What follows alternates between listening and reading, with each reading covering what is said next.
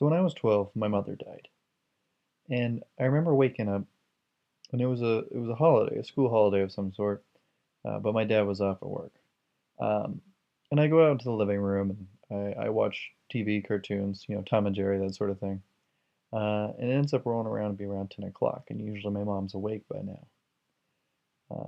I'm wondering what's up, so I go in, I open the bedroom door and she's sleeping in there, so I wake her up, ask if she's gonna come out and make me breakfast or something. She says, she has a headache and she'll be out in a little while. So about 30 minutes later, she comes out and stumbling into the living room, and she actually bumps against the fish tank and nearly knocks it over.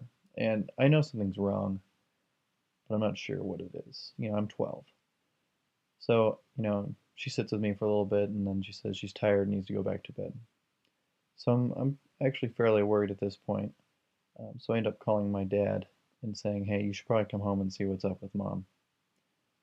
Um, and he says, just keep an eye on her. I'll be back uh, later today. So that goes on, and she doesn't come out for the rest of the day until my dad gets home around 5 p.m. And he talks to her, and she says she still has a headache, and she's mumbling words and slurring. So we end up taking her to the hospital around 6 o'clock or 7. Um, she's getting more and more less coherent, and they say she should stay overnight so they can figure out what's up. Well, they find out that she's had an aneurysm, which is where your brain starts bleeding. It's not a good thing. Um, and then on top of this, while she was in the hospital overnight, she ended up having a stroke at the same time, which is, I don't even know how the fuck that works with an aneurysm and a stroke. Um, so she was there for a couple days, and they figured out what they'd have to do was end up cutting the back of her skull open to try to relieve some of the pressure on her brain. Otherwise, it was going to kill her.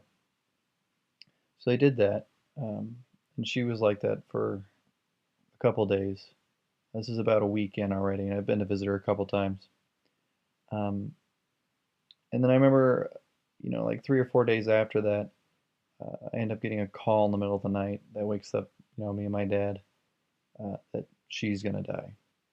This is at 10 o'clock at night, maybe 11.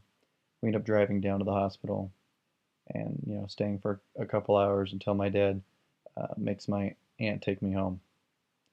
Um, the hardest part was that the organ donor people were there almost immediately. That was tough. But I remember the next day, my dad coming home at 12:10 and telling me my mother passed away. That was November 17th